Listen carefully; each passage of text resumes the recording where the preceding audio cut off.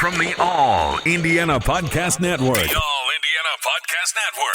This is the News 8 Daily 8. Now the latest news. Kylie Conway has all the news you need to know. And more. Please stand by. Now, here's Wish TV's Kylie Conway. Hi, this is Kylie Conway, and this is the News 8 Daily 8 for Wednesday, August 19th. A terrific weather day is in store for your Wednesday. Mostly sunny skies, low humidity, and highs are going to top out in the upper 70s. Police say a customer who was trying to help got shot this morning in Indianapolis. That person, at the time of this podcast, is in serious condition. Police have 3 people in custody. It all happened at a gas station near South Holt Road. IMPD detectives say 3 people came into a gas station and started causing trouble. Police say they were opening merchandise before paying for it. And at that point, police say the manager was trying to get them to pay for it. Then another customer came in and tried to help. That's when one of the 3 people who came into the store shot the man who intervened. That person was rushed to Eskenazi Hospital. The manager of the gas station was not hurt and was cooperating with police there.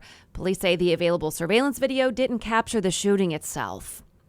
Mayor Joe Hogsett will announce today which city initiatives will receive city funding. The funds are the first step in creating help for downtown Indianapolis in hopes of recovering from the challenges of COVID-19 and the protests over racial inequities.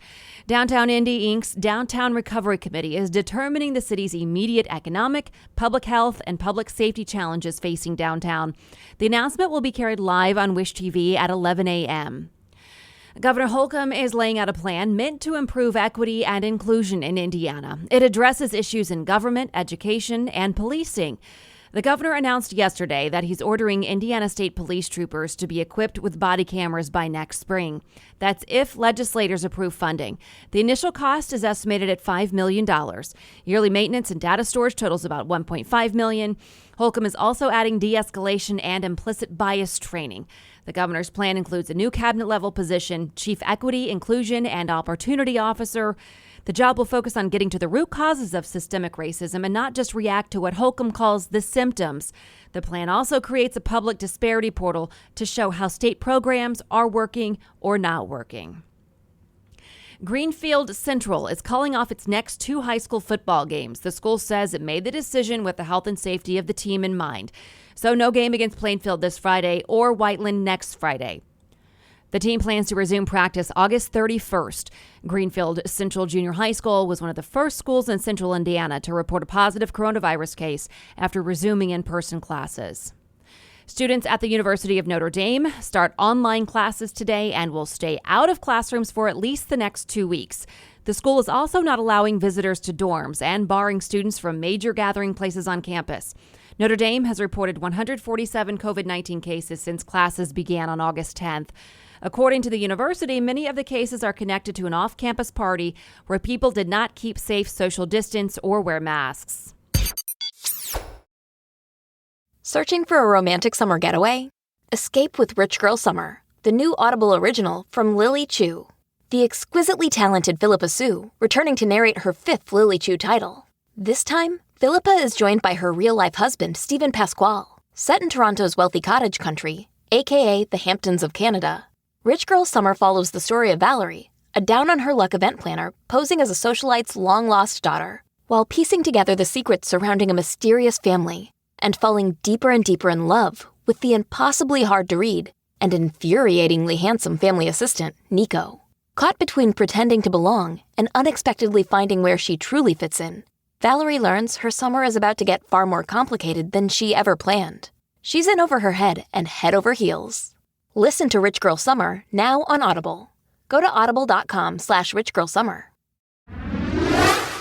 There are community learning sites for students here in Indianapolis doing remote learning, many of them free of charge for families. The Reset Center on the Far East Side has been chosen by the Mind Trust Foundation, a nonprofit organization helping families with remote learning. Reset Center staff members are expecting dozens of students from IPS, Lawrence, and Wayne Township schools. It's the only designated learning site by the Mind Trust Foundation on the Far East Side. Freedom Fighters Academics, also on the east side, is assisting students from 3 to 14 years old. So far, 6 students get homeschooled daily. Founder and teacher of the academy says many families have been wanting to enroll their kids since the coronavirus pandemic began. The Mind Trust Foundation is handing out free meals, PPE, and transportation for families at each designated learning site. Freedom Fighters Academy plans to offer transportation in the near future as well. Global cases of COVID-19 now top 22 million. That's according to the data from Johns Hopkins University. The United States leads the world in infections, followed by Brazil and India. Combined, all 3 nations make up more than half of the world's coronavirus cases. The data also shows that more than 781,000 people have died from the virus. Joe Biden is the Democratic nominee for president after a virtual roll call at the party's national convention. The night also offered a glimpse of the party's future. Bill Clinton was sharply critical of President Trump's presidency, in particular his handling of the coronavirus pandemic.